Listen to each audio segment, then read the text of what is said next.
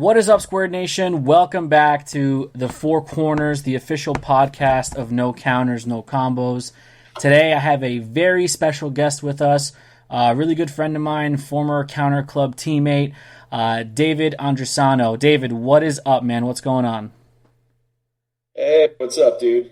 I was totally gonna meme you and yell, "What is up, Squared Nation?" But Graham already did that, and he and I pretty much have the same sense of humor, so I can't really. I'm just gonna be kind of chilling. Yeah, that was a disaster when when Graham was on the first time, but you did a what is up, Squared Nation on one of your videos on your YouTube channel, and I thought that was amazing. Yes. So That was. I can't do that anymore. You're back now. well, no, man, you It's could. trademark. Yeah, no, it's definitely not trademark. You could do it if you want.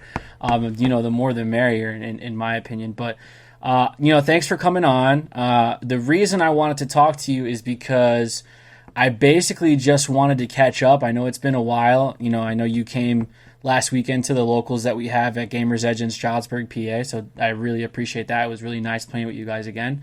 Um, Yeah, dude, it was good to see you, and your local is awesome. So many cool decks. A Jiren player, yeah, Surge Broly player. yeah. Shout outs to him. He's awesome. Yeah, Yeah, definitely full card. diverse. Definitely diverse for sure. And speaking of the Broly Surge player, he was playing with one of your custom leader creations. So that's a great segue. Yeah, that was good. Um, I wanted to ask you, like, when did you start doing all that? Because I was definitely out of the game by that point. So I just wanted to ask you, like, what was your inspiration in starting to do the custom creations? Yeah, that was interesting. So, quarantine happened, and I won't get into details, but around the start of quarantine, I developed a muscle condition that made it so I couldn't really work out. Oof. And going to the gym was kind of my thing. So gyms being closed and me not being able to work out at home, I got pretty bored. They had my job closed, so I was like, okay, what am I going to do? And you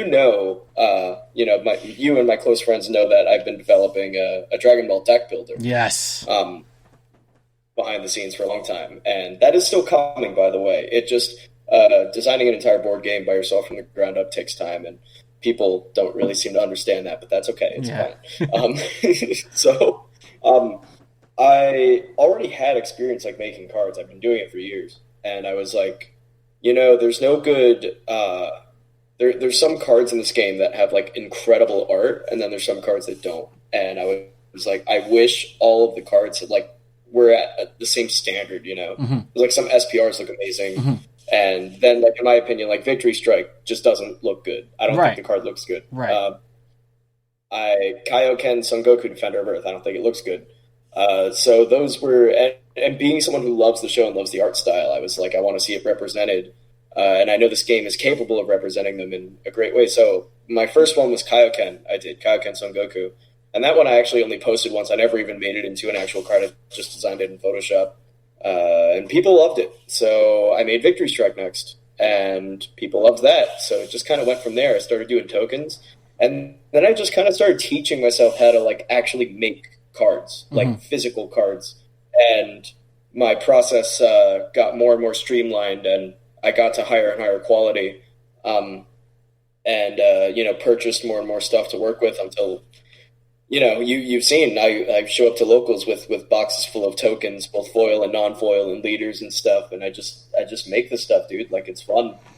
Yeah, man. I mean, listen, any form of content creation always kind of starts off with like a selfish bias behind it, and I agree with you. Yeah, I agree with you. There's definitely, art in this game that is phenomenal, and there's definitely art in this game that drops the ball heavily. So, yeah, I'm not very artistic. So, you being able to do that and give an alternative look to a card, is great because there's so many things that you can pull from and make them more clean or, make them more, sentimental towards you. And, that's amazing. Now, how long have you been doing the whole custom creations for?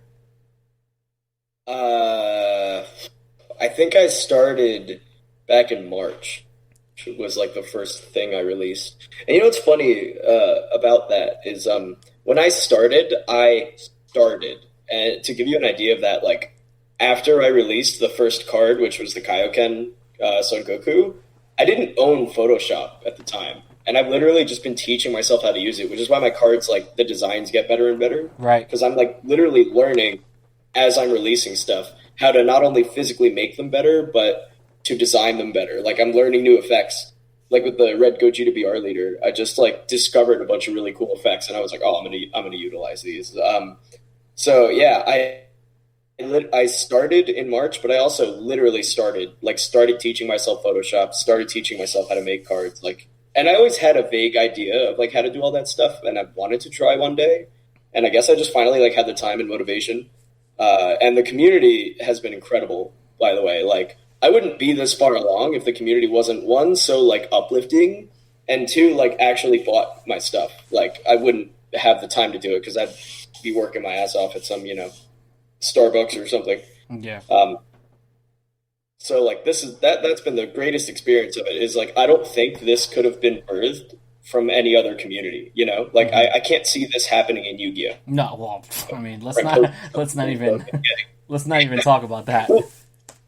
The thing is there is a cut market in Yu-Gi-Oh. There's a market, and like I make Yu-Gi-Oh stuff. Even I just don't post it on, of course, I don't post it on the Dragon Ball groups, but I make Yu-Gi-Oh stuff as well, and I sell Yu-Gi-Oh stuff like field centers and whatnot. And it's just not the same. Like the Dragon Ball is so special in what it has in terms of its community, that it can't be replicated in another card game, I don't think. Yeah, I mean, I completely agree with you. I mean, the thing that, I've talked about it hundreds and hundreds of times. The thing that helps a card game evolve and helps a card game, become everlasting is the members of the community. But, the more important thing too is there's always a lot of, turnaround in card games. People jump on and jump off, and people take breaks, and people quote unquote quit, and they say they're never going to come back, and then they come back. Of course, like myself. So no, come on, it never happens. Yeah, I mean, it never happens, right? So, but one of the main reasons people come back is because the community is so strong, and I think that a lot of it had to do, with me missing creating content more than playing the game, but also like the friendships that because if it wasn't for Dragon Ball, I would have never met you, Graham, Brian, Kevin, Enrique. I would have never met any of you guys, and you guys are some of my closer friends that I have. So I think like on surface value, you're just looking at it, it's just a card game, but the relationships that you gain from it and the members of the community that, have an impact, that's probably, more worth it than anything else. So, oh yeah, I've explained this to people like time and time again, where it's like card games and even just like the environment of a card shop literally raised me, like made me who I am today. Like, and most of the people in my life, in fact, like most of my friends, like 90% of them I met in card shops, and like to this day still hang out with them for completely unrelated to card reasons. Like I go to the gym with Graham, and like he and I lost like 100 pounds each together, like, and we started our friendship through card games. Like it's crazy, and like the people you meet and the bonds you create through these card games like become not just part of your life, but it kind of becomes your life. Like all of my friends, almost all of them, I met through like collectible stores and card shops and going to tournaments and stuff. And like to this day, a lot of the people that I hang out with, I met through those places.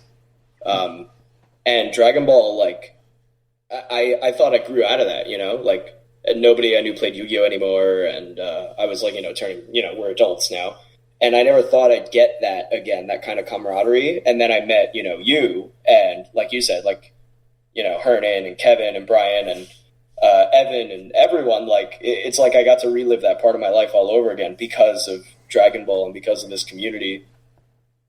Yeah, I completely agree with you. I think there's a certain point in your life where you do things growing up as a kid, and then there's a quote unquote grow up period where you start kind of detaching yourself from certain things that you used to enjoy when you were a kid, because it's you're not a kid anymore. You got to grow up and do grown up things. But I think the type of world that we live in nowadays, people kind of not only miss certain things that had such huge impacts on their childhood, but they crave that because it's not a type of interaction that they can get anywhere else. Like I've been playing card games for a very, very long time. Literally all of my friends, even my closest friends that are like my brothers, I met, through Yu-Gi-Oh. So it's like if it wasn't for card games, I probably wouldn't have any friends, as sad as that sounds. Exactly. But It's crazy. it is crazy when you think about it, because there's so many things that you do, right? Like playing card games, playing video games, playing sports growing up, yet I've always gravitated towards the bonds that I've built and the relationships I've, been privileged to have through the interaction, like physical interaction of playing a trading card game with another human being. So, I mean, I think it's one of those things where you kind of are a kid, you grow up, but then you become an adult, and it's like, well, I'm an adult now, so I can kind of just do whatever the hell that I want. So I'm going to just start playing card games again.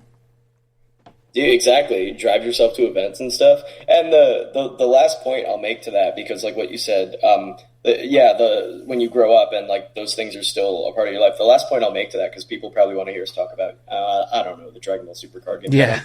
But the last point I'll make to that is like, so I have friends over every Friday night for like movie nights, and my friend Dane, like I said about like the whole going to the gym and weight loss thing, like my friend Dane is the one who like kind of motivated me into doing that, really helped me change my life. And then Graham started going to the gym with me, and then Sean, who you probably remember from level 1, started going to the gym with us. And then we had another friend of ours called named Declan, and like we became this big gym group. We would go to the gym every day together. And now Dane has his own apartment, I have my own apartment, we're adults. I have him over once or twice a week, and we cook and we talk. Literally every person I just mentioned to you, I met playing Yu-Gi-Oh. Yeah. And like we're at completely different points in our life now. So like, yeah, that environment and like meeting those people, it literally shaped my life. Like it's insane. And that's like I said, Dragon Ball is allowing me to relive that all over again, because I feel like I'll still talk to you, and I'll still talk to like Evan, and I'll still talk to certain Dragon Ball players like 5 years from now, when my life is in another completely different spot. Exactly. Maybe I won't even live in this state anymore, and yeah, it's crazy. Yeah, I mean, listen, I agree with you, wholeheartedly, and I'm sure there's plenty of people that, whether they listen to this podcast or not, kind of agree with where we're coming from. You kind of just gravitate towards things that you end up liking. But moving on about talking about like what's right around the corner, and that's pre-release and set 11. So I know that you have that creative bug, making all these like these leaders and these tokens. What are you like most excited that's coming out in set 11 that you want to tinker with and redesign yourself? So I'm getting a lot of requests for like Red Broly to do that, and I will, because Red Broly is just generic Broly BR, so there's a lot you can do with that, because there's a lot of art out there. Right. And I loved finally doing the Green Broly BR leader, because I love the art from that movie, and I love messing with it. And like I said, I initially got into making these cards because I didn't like the art style of cards that already existed, and I wanted to make it better. So if I think a card looks good already, I'm not going to design it. Like I've had people ask me, for example, to do the Raditz leader. Mm-hmm. They're like, hey, can you make Raditz? And I'm like, no. That's one of those ones that you can't really touch. Yeah, I'm like, I can't improve it. Like, why would I do it? Like, I can't make it look better. I have people that ask me to do. I didn't want to do Kid Coup for the longest time, because, ironically enough, it's now like my best looking leader. But right. I didn't want to do it for the longest time, so I thought the regular leader looked fine. I was like, there's nothing wrong with this. Like, this looks good, and I am glad I did it though. So it's set 11. I think everything generally looks pretty good. I actually kind of want to make a transition where it's like I'm still going to be doing a lot of custom stuff, but I want that custom stuff to be kind of passive, where it's like not I'm actively constantly releasing stuff and designing stuff. Mm-hmm. I want to play the game again, like go to events and like build good decks and play the game again. And kind of transition into even maybe creating content. Not that I'm going to try to compete with you. But, no. It's not a competition, man. Yeah, exactly. That's how I feel about like the other people who also do custom stuff. It's like, I'll do my thing, you do your thing, dude. Like, yeah, there's enough of an avenue for multiple people to explore that creative gene or that creative, exactly. That creative instinct that you have. And I tell people all the time, listen, man, like, it might seem like it's a competition because obviously, I guess there's analytics and stuff that go behind it, so there you can physically see like, oh, this video has more views than this one. But at the end of the day, Yeah. I don't honestly, to the people that I'm closest to in the content creating community, I don't feel like there's any type of rivalries or anything like that. So yeah, whether, because I know there's another guy on Facebook that does custom leaders too, but he does like metal leaders, right? There's two guys, yeah. There's two guys that do custom. Well, so I was the first one to actually make new art, right? Like, so there were people that were taking scans of like leaders and putting them on metal. Mm-hmm. I mean, I could argue that I'm not the first person to do like custom art because there were people that were doing Photoshop for a while and making like custom versions of cards. So it's like it's bound to happen in every card game. I can't really claim like, oh, I'm the first one.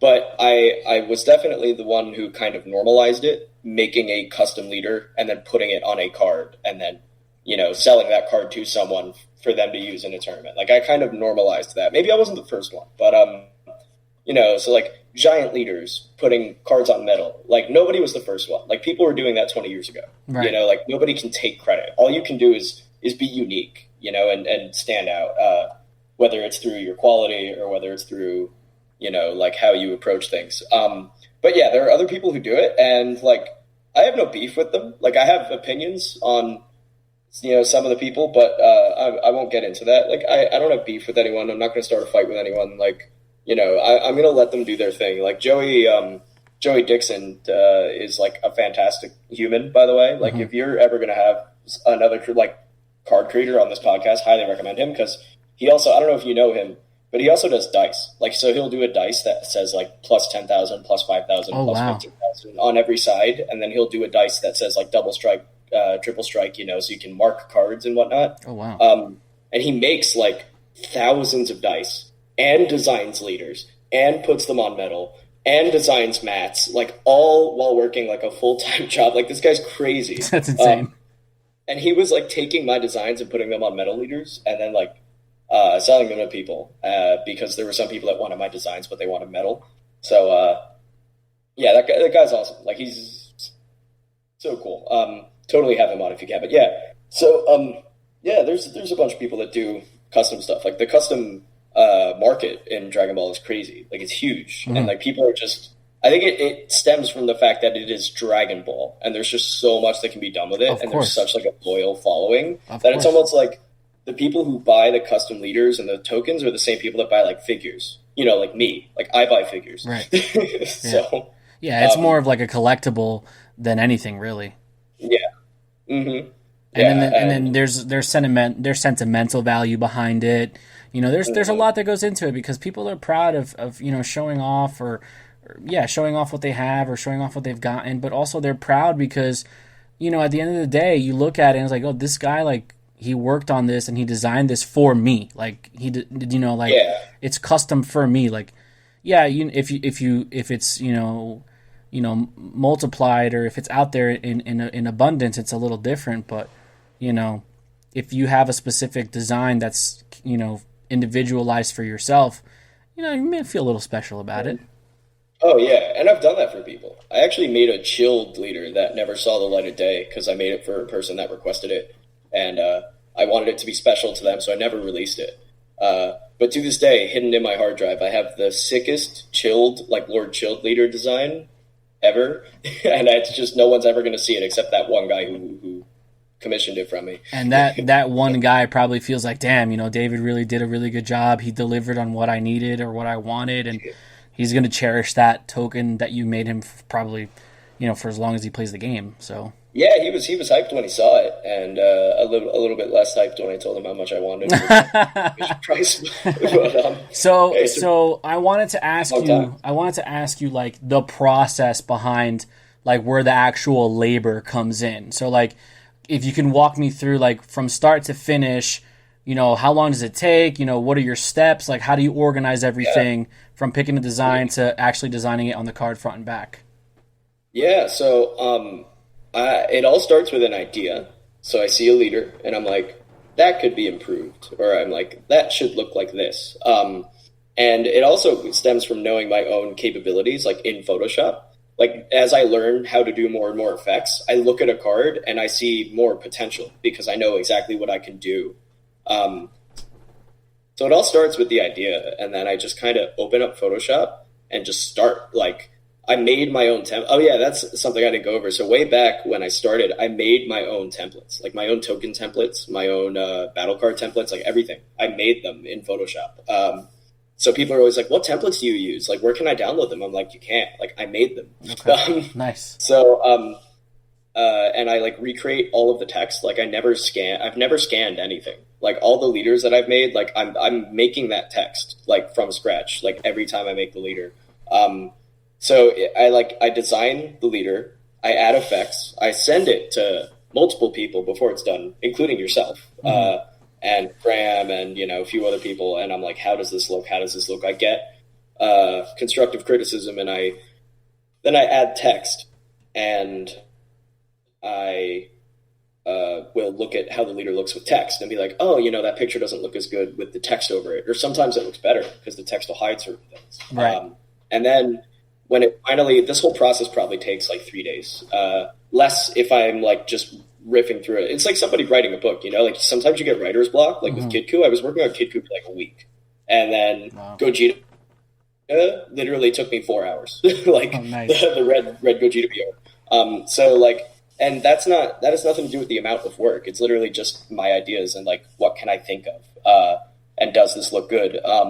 And then once I actually print it, the ink, whatever I'm going to print, I actually have to print the night before, and then it dries while I sleep. It takes like 10 hours to dry.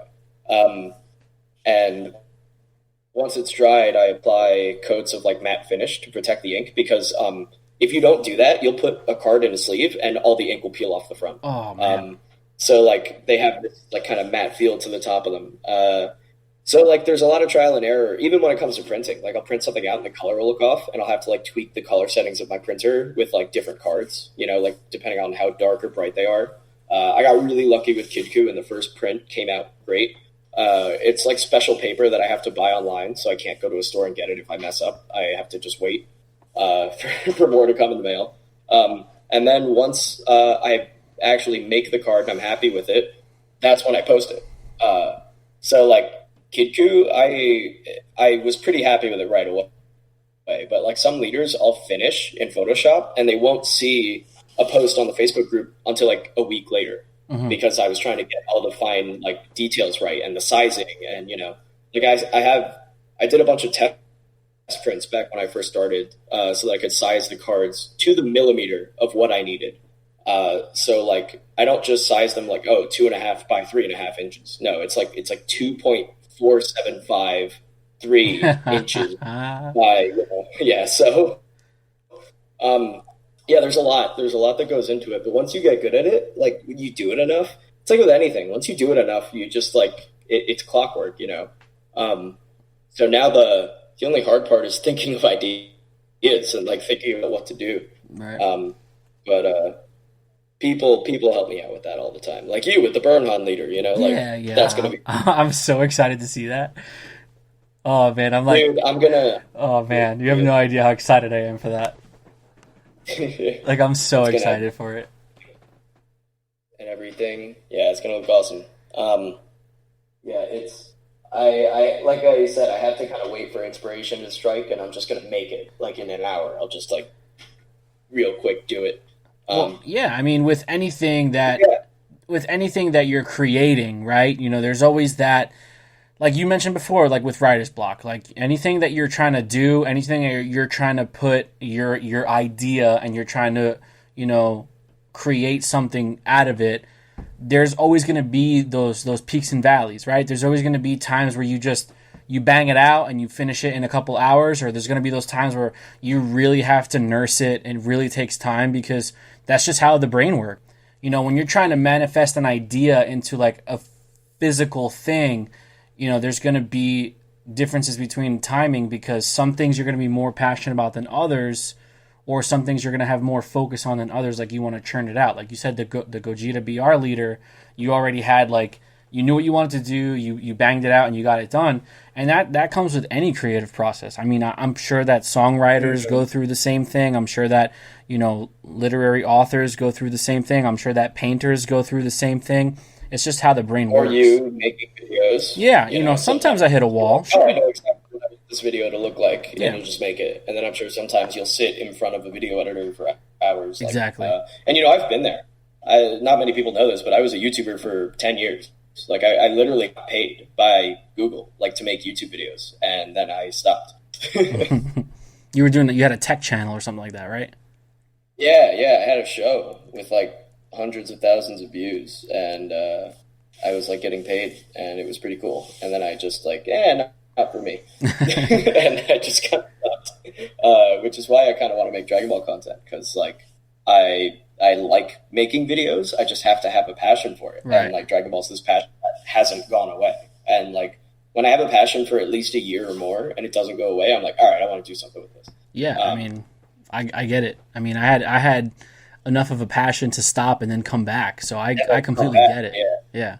Dude, we were all so hyped when you came back. It was crazy. I was bitter at first. I was like, why are you guys welcoming him back so much? He left us. I was a salty ex, And then after a while, I was like, all right, come here. Yeah, I mean, I was a little worried, coming back. I felt like when I left, it was so sudden. I felt like I let people down. Yeah, dude, you broke our hearts. Yeah, and I apologize for that. I feel bad that I did that, but I needed to do it. I needed to do it. I needed to get away. The fact that you left and came back means that you're really in it now. Yeah. Now there's no doubts. Now there's no oh, does he really like this game? Does he really want to play? No. Now you're in it. Yeah. I mean, I love the game. Even when I wasn't playing the game, I still I would always tell people if you want to play a fun game, Dragon Ball's got good mechanics. It's got a great IP, good card design, stuff like that. So I never had a problem with the game. I was just getting burnt out. Sometimes you just overdo it and you get burnt out, and that's my own fault for doing that because I was putting my content, dude. Yeah, it takes so much effort. That's why I have respect for the content creators of this game. Even if people criticize content all the time for being boring or repetitive, or there's not a lot of super high quality content because it's just it's a grassroots thing. People are just making videos with their phones and stuff, and I think that's awesome. And those people need to be revered, not revered, but respected, and treasured, because a lot of communities don't have those voices. And but that shit'll burn you. Well, sorry. No, you're good. You're good. It's okay. It's okay. That will burn you out. Making content all the time, always. Because it's not you make a video and you're done, that you have to move on to the next one and the next one, and it doesn't stop until you want it to. Right. It's making cards. It's not I design a leader and I drop it and then I get to breathe a sigh of relief. No, I already have 4 requests for another one. There's so yeah, it totally gets draining. I totally understand why you did what you did, but it's good to have you back. Yeah, I'm glad to be back. I definitely missed this. I definitely missed talking to the guys. I missed the camaraderie because that was more important to me than anything. And, obviously it's a little more difficult now because I don't live in New Jersey anymore. But, still being able to have, conversations and messaging and stuff like that, you stay connected. And that's what's important. Yeah, I'm going to drive to your local all the time. Let's be real. Yeah, I mean, that's the other thing too. I mean, now with the whole pandemic situation, I'm sure it's very difficult, or it's been difficult to get out to a local. I don't even know what stores are open in Jersey anymore. I don't even know who does. There's Nova there, which is way down in Brick, which is Tom's River. So what the funny thing is you're in Pennsylvania and I'm in Jersey, but you're the second closest local to me, even with all that. So there's a reason I'm super willing to drive down there. There's CGU, which is kind of dead if it's not a 1K, because now that they're doing 1Ks, people are oh, I'll just wait for a 1K, right? And play test with my friends until then, right. So CGU's been kind of dead, and I don't want to drive an hour and a half to Nova. And then Greg's Games is the other one that is also an hour and 10 minutes away. and I don't want to go down there either. So, like, Yeah. you're actually the best option. Well, I'm glad. Even though you're in another state. So, yeah, the pandemic has definitely. Yeah, I mean Yeah, that was the crazy things when I came back and I was trying to figure out, okay, because I had a conversation with my wife. I was like, listen, if I'm gonna do this, I'm gonna do it, right? I'm not just gonna sit in front of my computer and just make content. Like, I want to be able to actually play the game. So I had to do my research, and it's funny because like out here in PA, there's a ton of card shops. Like, there's one in Scranton, there's one in Wilkes-Barre. Like, there's a ton of them. But none of them play Dragon Ball. Like, it's all Magic country up here. Everything is Magic, Magic, Magic, Magic, Magic. Yeah, so, everywhere it's Magic, Magic, Magic, dude. Like, until Dragon Ball is a bigger game, Magic is just so profitable. Right. Wizards has made it so lucrative. But yeah, Gamer's Edge is awesome. Continue. Right, yeah. So then I found... I don't even remember how I stumbled across it. I think it was their Facebook page, and I was just like, oh, they have Dragon Ball here? And I called... to find out. And the first week that I went, it was a dud. Like, nobody showed up. There was one guy that showed up there. Like, he was, his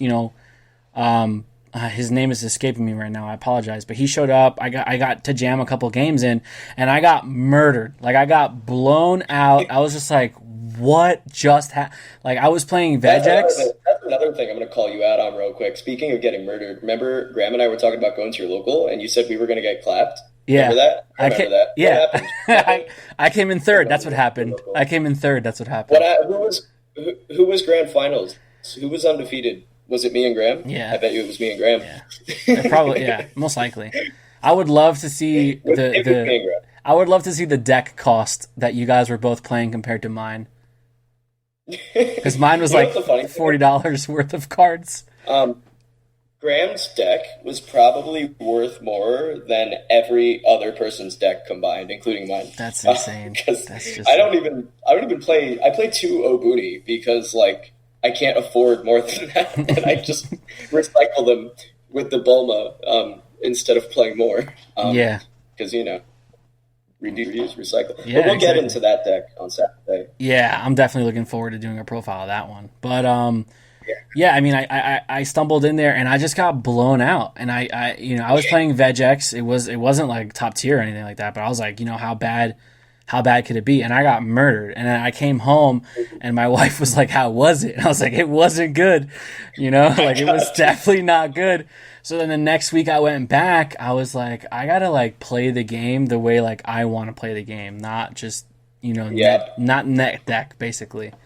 So, and then I was like, okay, I was probably shaking off some of the rust or whatnot, but, the guys that play over there, they're super cool guys, and they're all great players, and they all play, different decks, different variations, so it's nice to, like, get that culture shock back in, because I'm playing against all this different stuff, I'm just getting so much more accustomed to it, but, yeah, once I...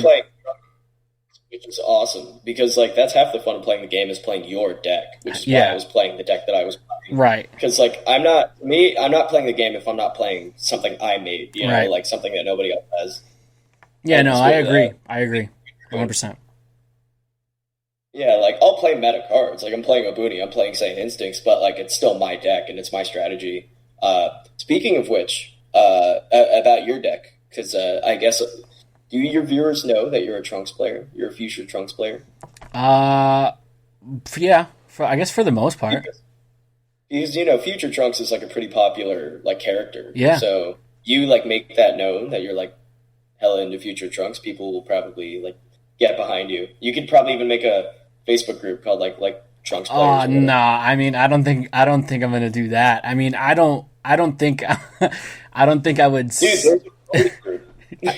No, I know that, but I don't think I like to play different things. I usually like to play a different deck every week. But Trunks and Gohan you've been drawn to. Yeah, Gohan. I mean, Gohan's just my favorite character. Forever. Well, yeah. And I'm in a Gohan group, so it's totally fine. Yeah. But by the way, that one drop Goku? I guess we should talk about the card game since we can only talk about ourselves for so long. Yeah, let's do that. It got errated. Is that what you're going to tell me? It got errated? Wait, what did it get errated to?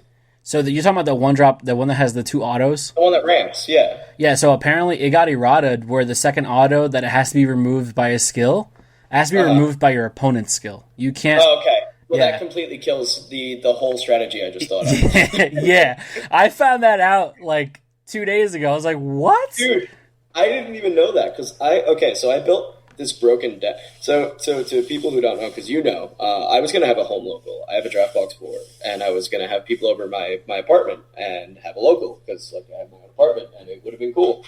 One thing I had planned for that was I made a mask, right? And the mask was, I called it the Ghosts of DBS Past mask, and it was a mask made up of all the banned and erotic cards from the game. And I built a deck that had no ban list and no errata list. And it was playing 6 coup, the ramp coup leader. And it was the most broken deck anyone has ever built. I got to 6 energy turn 1. Wow.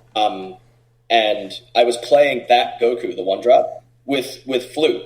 And I would play the 1-drop and then flute it back to my hand and trigger its effect to ramp. And I was going to tell you, you could play, the 3-drop Goku that like when you bounce a card to your hand, you can free play it. Yeah, the 4-drop. I was going to tell you to play that so that you could activate its effect. Yeah, no, it's a 3-drop. Not Path to the Infinite. There's another one. Oh, okay. It says whenever one of your cards is bounced to your hand, you can free play it. And its other skill is when it's in your drop area, you can warp it to target one of your blue battle cards and bounce it to your hand. Man, that would have been so dirty. Yeah, and then like warp it out of your drop and bounce the 1-drop back to your hand to ramp, and then replay the 1-drop and repeat in chunks. So I'm glad they eroded it because that would have been crazy. Yeah, they eroded it because that would have been cool. Yeah, that would have been cool. But I mean, I was so happy about that. Yeah, I think it's just a good leader. Like I felt like obligated to play it because I pulled the foil leader, and I love foil leaders. So I was like, oh, it's foil, I gotta play it. So I was like, I'll just play the archetype. And it's funny because I have every single card in that archetype. It's all foil. Like every single card is foil. It's crazy. Well, that's set 10 for you. I mean, just there's like a foil in every pack. So it was, it was hard not to get tons of foils. Yeah, like, I make most of my cards using set 10 foils because I just have so many of them. Yeah, I love it. I think it's great. The full art is great too. Good leaders. Yeah. Graham and I are on Kid Coup right now. We both think Skillets is like the deck. Well, not the deck. We know it has issues, very clear issues, but like we both really want to play that deck. You're gonna play red, a red variation, I'm assuming. Oh yeah, I'm literally shuffling it in my hands right now just to do something with my hands. Like I already have the deck built. I'm just waiting to play it against someone. I mean, I would love to play Kid Coup, but I need the balls and I need the 1-drops, and those cards are kind of hard to get. That's it though. The rest of the deck is common. Oh yeah, for sure. Like once I'm able to add those back to my collection, it'll probably be a lot easier to play. But I'm gonna play a different form of skillless in set 11. I'm gonna play the Gohan skillless deck. Oh, okay. People are sleeping on that leader, man. Like that guy is good, dude. I've been testing it for. There's a lot of really good leaders in set 11. Yeah, set 11's a good set. Dude, that Majin Vegeta is like the most broken thing I've ever read, maybe. So good. Like, I can't believe that's a leader. Yeah, it's so good. And it's green. I can't believe you have Kaba. Yeah, it's green, so you can destroy your opponent's hand while you're destroying their life. Like, it's Kaba on a leader. Like, that's not cool. And it awakens at 5 for literally no reason. Yeah, like, just why does it awaken at 5? Just because. Yeah, and it's like, yeah, sure, you can play Dormant Potential Unleashed and, Frieza Charismatic Villain and all the good unisons and Demigra. Yeah, I mean, think about it. You have Demigra, you have Bardock Paternal Unison, you have the new Vegito Unison, the one that works with the fusion mechanic. You have the one that gives revenge to all your green battle cards. Then you have the Metacooler Unison. Like, there's so many good green unisons in the game. So many good green unisons. Dude, Majin Vegeta, the unison that blows up your opponent's board ignoring barrier and then does like crazy stuff, isn't even good because there's so many good. Well, yeah, he's not. Yeah, because he's a 5-drop, right? He's like he's 4. Oh, 4. He's a 4-drop that blows up your opponent's board ignoring barrier and then like does some other crazy stuff. Like he's such a good card, and like he's not even worth playing because there's Metacooler and Demigra and Bardock. It's like, what's the point? Yeah, and the new it's crazy that like. the fact that that leader turn one goes charge, tap it to play Demigra. So now you have dormant potential and charismatic villain. Yeah.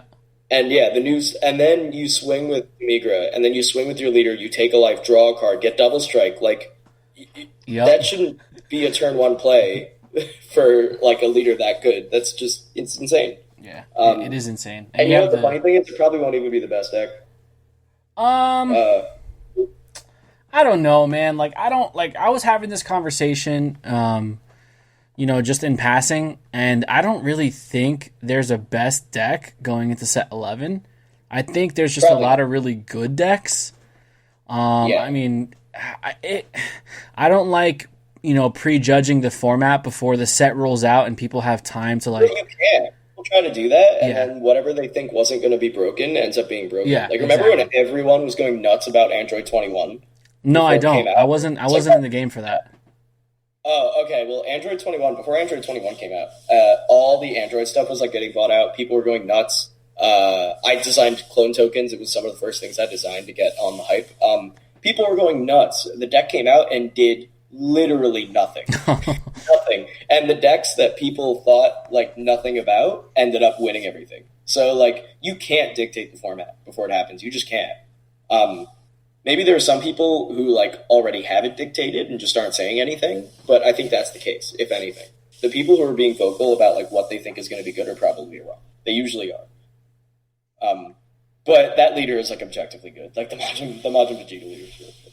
Yeah, no, I think the leader on paper is fantastic. I think you can play it so many different ways. You can just play good green stuff, or you can play it with the actual Overlord Servant stuff, which I think is super interesting. The Overlord Servant mechanic, I think, is super interesting. Oh, it's so cool. I love that, like, they've introducing a new mechanic every set seemed kind of crazy when this game first came out. I was like, oh, I don't know about that. But they've done a good job. I'd say the only part where they failed was Wish, mainly because, like, they broke it and then they killed it. And it's just kind of been dead and buried, except for me. But I won't let it die. But, yeah, like, they've been doing a really good job. And I think Overlord is, like, just, adding to that. Like, they're still doing a good job of balancing their new mechanics and stuff, which is awesome. Yeah, for sure. Yeah, that deck's going to be good. I think the reason we're seeing so many good decks is because every color now has good cards. Yes. Like, the card pool has gotten so big that, like, blue has Obuni, yellow has Bergamo and Bardock Ape, and green and yellow both have Cell, potentially the most broken card in the game, in my opinion. I agree. And there's just, like, every color has good stuff, so it's, like, it's not like back when, you play Gogeta. You play Gogeta 7. Mm-hmm. Like, that's just what you play. Can your deck play Gogeta 7? Play Gogeta 7. Every color has that now. I mean, think about it, right? Like, that Gogeta 7 meta was set 5. Like, that was set 5. We're at set 11 now, so we've increased the card pool twice as much as we had available to us back then. Literally doubled the card pool. Yeah, exactly. Not to mention that, remember, draft boxes back then were just re-releases of cards that already existed. Yeah. And then after that, draft boxes became new cards. So we've exponentially increased the card pool. 100%. Because now we're getting more new cards more often. But that's like, how long was Gogeta 7 good for? Like, when did Gram top AC? What was the most recent set at that point? We were already in set 6.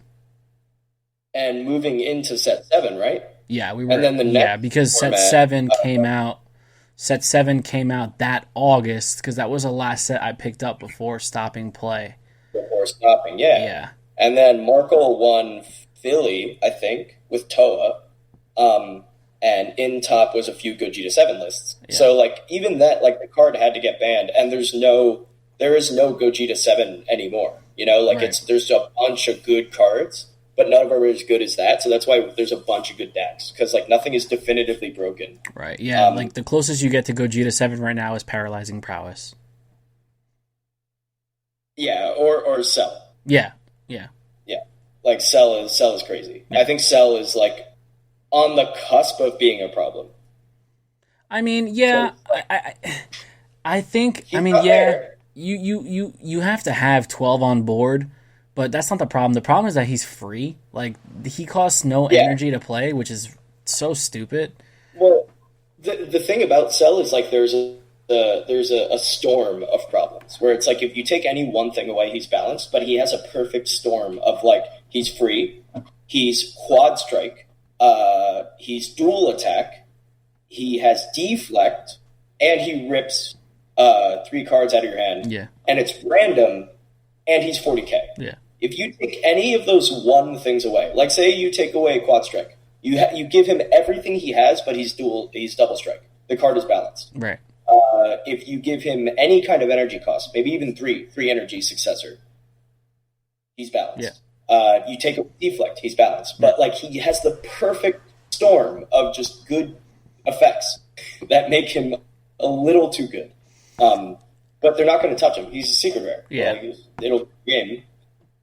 So they just have to now, because they've made a broken secret rare, they have to pace themselves forward and kind of like power creep the game to the point where Cell isn't as broken instead of just banning Cell. I agree with they have to be careful, but I disagree that they're power creeping because if you look at the secret rares in set 11, they're all, well, maybe not Vegito, but they're all decent. Like Broly is good and Baby Hachiyak is probably the best one. Yeah. But they're not like you play this card and you win the game. Like that's what Cell Xeno is. Like you play this card, you win the game. I don't mean in terms of secret rares. Yeah. I mean in terms of the game in general. Like they need to create a format where getting 3 cards ripped out of your hand for free and a quad strike dual attacker isn't game ending, is what I'm saying. You know what I mean? Like, yeah. And they're slowly going into that direction where it's like we're going to have a few more answers and decks are going to become a little bit more aggressive. So maybe you don't let them get to 5 energy to play with Cell. That's what they're doing to solve it because you can't ban a secret rare. Like with how this game works and how secret rares work, like people who have paid $400 for, like too many people will be outraged. You can't touch it. Yeah. So the only option is to change the game to the point where it becomes less relevant. Yeah, they're definitely caught between a rock and a hard place when it comes to limiting the power and the availability of the secret rares for sure. Yeah. Well, exactly. Gogeta 7 is just a $5 SR. Yeah. You can ban that, but you can't do that to Cell. No, actually, funny thing, people on your podcast never ask you anything. Are there any cards you think are a problem right now? Like, in your opinion? That's you're right. Nobody ever asks me anything, so I'm never ready to answer questions. Yeah, like what do you think? Like, I mean, I've played against Cell Xeno a couple times, and every time he's come down, he's won the game. Because it's just too much that you have to worry about. Every time. Is he a problem, though? I mean, you have to draw a 1 of 50, and you have to have 12 on board, and you have to have 5 energy. So, okay, you know what? Cell Xeno is one of those cards where if my opponent has it and they play it, then they deserve to win. You know, that's fine. I'm okay with it. The lack of commitment is a problem. I think the fact that, like, you sell and you don't win, you can pass with 5 energy up. Yeah. That's insane to me. Yeah. And still a full hand because you didn't sacrifice anything to play Cell. Because everything you sacked to play the Cell costed you 2 energy and replaced itself. Yeah. But what about other than Cell? How do you feel? Like, do you think there are any cards? I mean, I have a love-hate right now with the unison mechanic, because obviously it's the newest thing that, you know, I have to understand with the game. Like it's just like the new thing. I think some of the unisons are slightly overtuned. You know, anything that can come out and, you know, uptick 2 markers on it immediately is, you know, that's really tough to, like, for example, the Zeno unison, right? I was going to say Zeno's really strong, I think, too. He's only a 9K, which on paper is like, he's little, I'm just going to swing at him. But he comes down, you're probably going to cast him for 2, and then you're going to put 2 markers on him, so he's going to hit the board with 4 markers on him. Not to mention if you have another one in your hand, you can just pop one you can feed it. Yeah, so it's like, I'm just going to let my opponent ramp and not get rid of it. It's a little. The thing is, too, presumably your opponent, after you do this and your Zeno is at 4 to 5 markers, you're passing and your opponent is potentially charging only their second energy. Right. Like, they're not going to be able to worry about trying to kill you and your unison. They have to pick one. Yeah. And the fact that I don't think the unisons are bad in any right. I think they're good for the game because it adds another layer of strategicness to the game or strategy to the game where obviously the objective is to get your opponent from 8 life to 0, but if you let their unison accrue value as the game goes on, it's going to end up, biting you in the ass in the long run. So you have that game within the game of, do I go at their unison, do I go at their board, or do I go at their leader? So I think Dragon Ball has found a nice little pseudo blocker kind of with a unison because they're going to just eat attacks.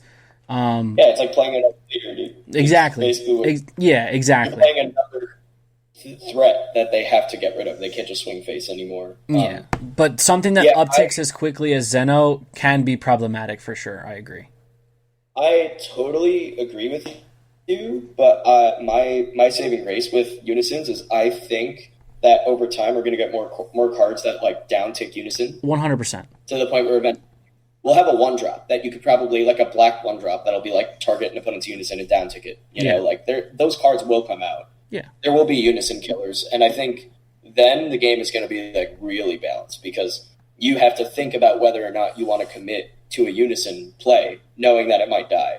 Because right now, with the state of the game, it's literally, is there a unison in your hand? Play it. Don't think about it, just play it. Mm-hmm. Nothing could go wrong because now you have access to all these counter and everything. But if there's an effect that just like kills a unison or down ticks it, even to the point where it's like if you have a unison with 3 markers and all the counterplays say you need a unison with 2 markers, you just activate an effect that down ticks a unison by 2. Maybe you didn't lose your unison, but now all your counterplays are turned off, and you were relying on those. Mm-hmm. I totally agree with you. That's how I felt when unisons first came out. I was like, I don't know if the game needed this mechanic, but I think it'll create more interactions once we get more cards that like allow us to interact with unisons other than swinging at them. Yeah, I mean, I don't think the game needed it.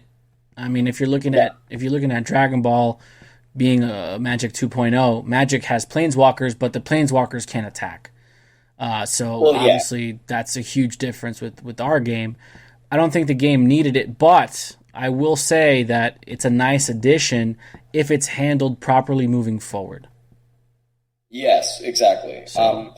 I think it was a little counterintuitive initially to release it because, like, the funny thing is people, like, I haven't heard anyone mention this, is that unisons take away the combo phase. Mm-hmm. And the combo phase is literally the only thing that makes this game unique. Mm-hmm. Like, cards that activate in the combo phase and just the concept of a combo phase in general, is like something that would have been like difficult to quantify in a different card game. And now like, oh, you don't get a combo phase with a unison. So it's like, well, we took away what made the game unique, but you have a Planeswalker now. It's like, I feel like they just kind of rushed unisons out there without really thinking a lot about them, which is why we're seeing more and more cards that interact with them now.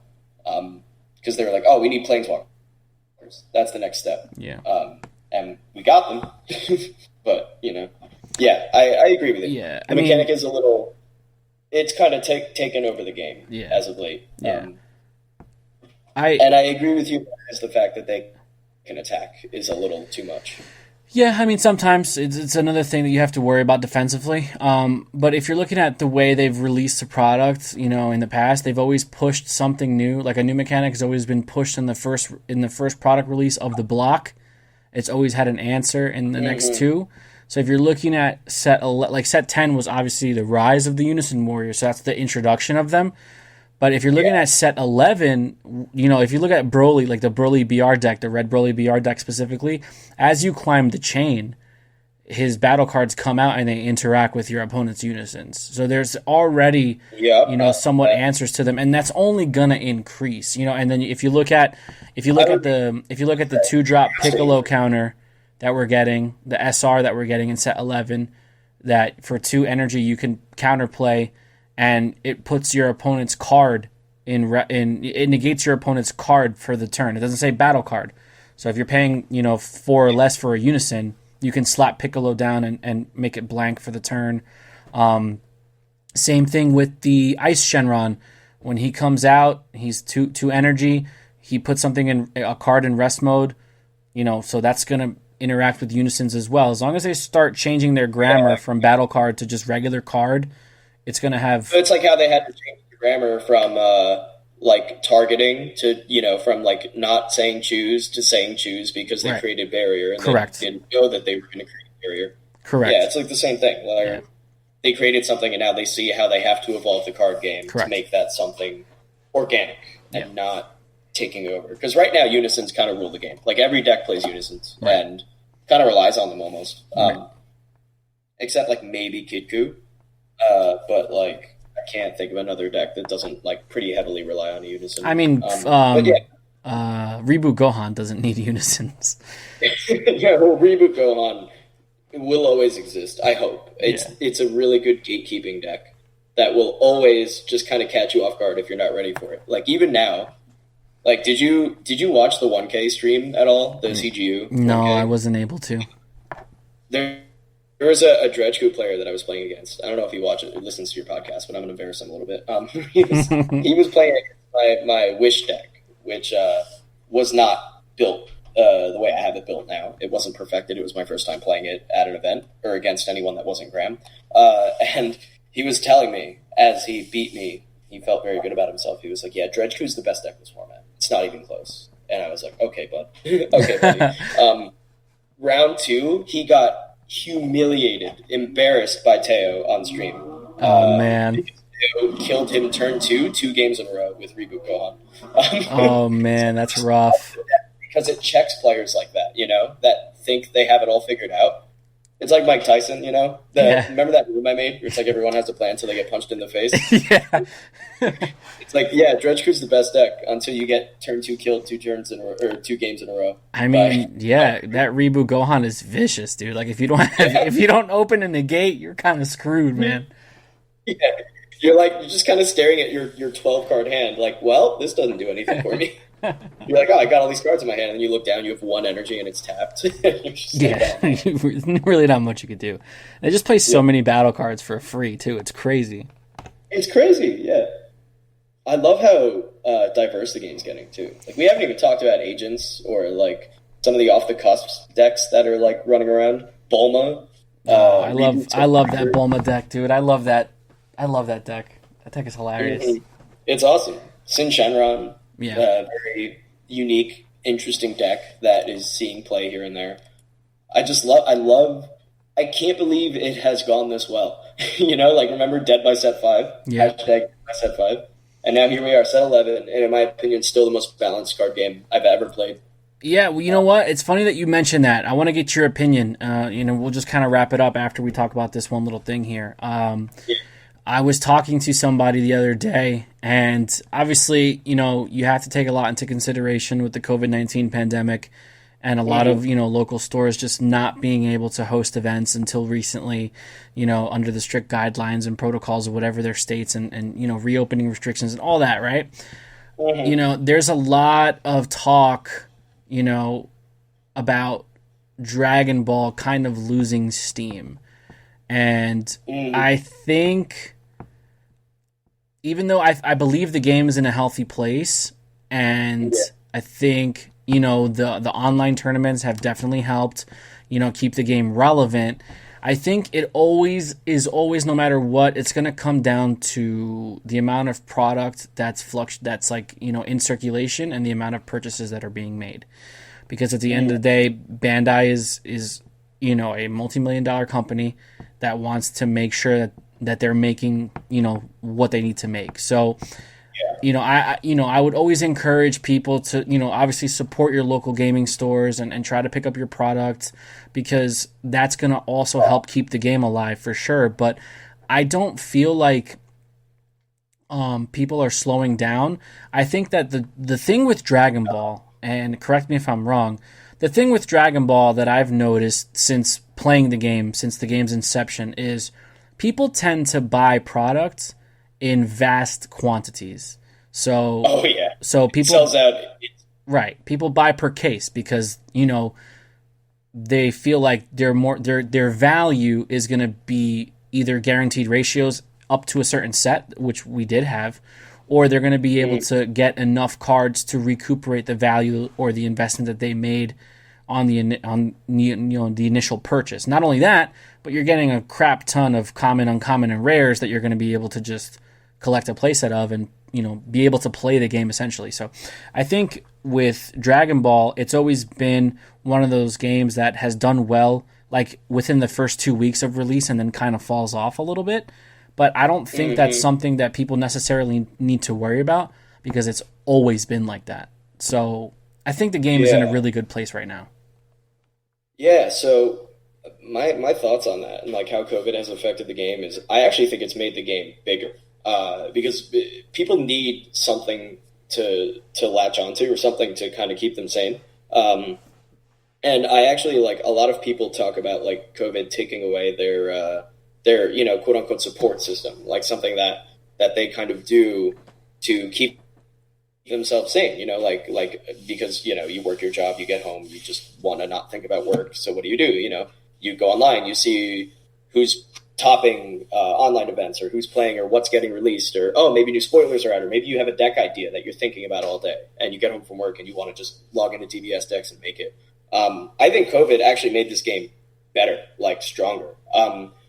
I saw more people dropping out of the game before COVID than after, because people need this game now more than ever because stuff is so messed up. So I think you can look at this game in two facets, and I'll make this quick because I know you want to wrap up, but you can look at this game in two facets. You look at it on paper.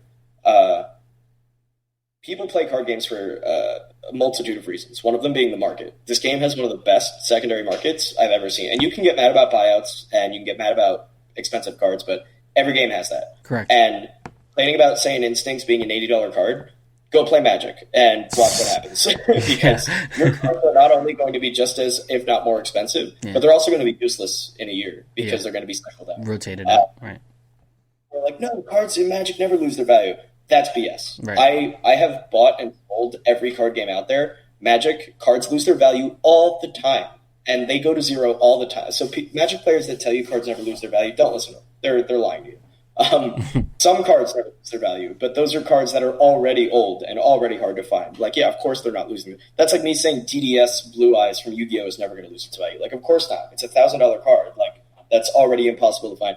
But so there are people who play card games for that reason, for the market, which this game has in abundance. There are people who play because they love deck building and they love, going off the cusp, or maybe they like creating things. This game has that in abundance, where you can do anything with any leader and any color. And if you're smart enough, you can make it work. Sometimes people play because they want the friendship and the community and the camaraderie. And this game totally has that, like a lot. You can instantly become friends with somebody just because you both play this game. Sure. And so on top of that, it's one of the most lucrative, popular franchises on the planet. Goku was in that Macy's parade. Like, it's I remember that. On paper, this should be the most successful card game out there, and I think it's heading. And then there's the reality of it, where it is hard to establish a new card game. And this game hasn't had an easy time, considering like what happened with the tournaments, what happened with some players, kind of doing shady stuff. Yeah. COVID, it hasn't had the easiest time, and it's gotten through it. And if there's a lot of card games that have come out and died, all within the lifespan of Dragon Ball coming out to where we are now. Yeah, I agree.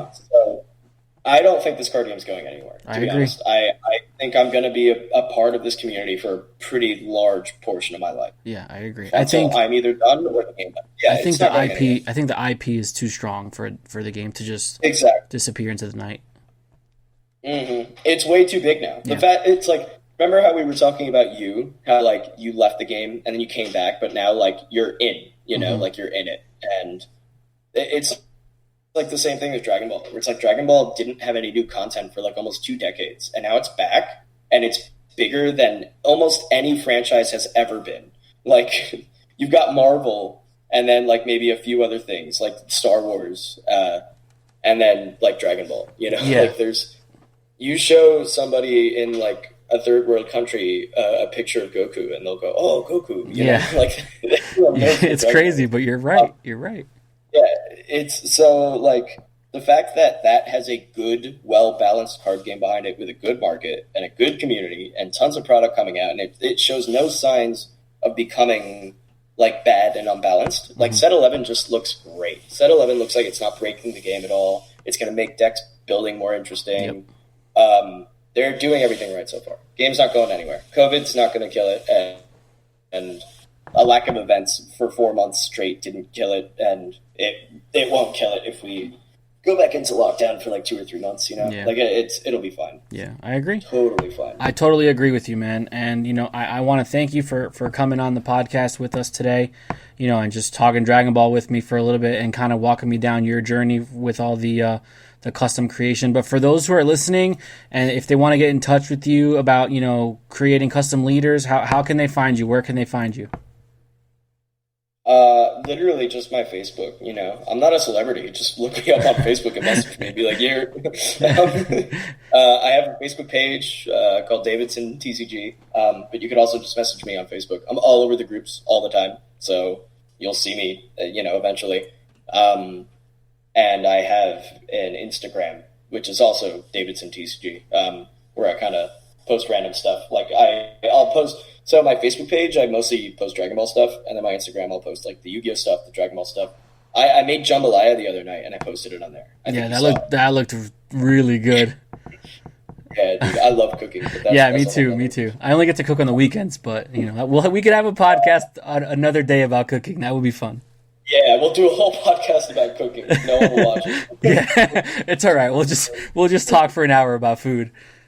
Yeah, dude. I'm so down. Oh, my God. All right, well, we're going to wrap it up. Thank you so much, David. Go ahead. You had to say something? No, I was just going to say I shouldn't have gotten to cooking right when quarantine started, right when the gyms closed down. Yeah, it is what it is. But thank you again so much for coming on with us. And, you know, for those who are listening, if you want to get in touch with David, I'll link all his information down, you know, in the description box below for his Instagram and his Facebook page.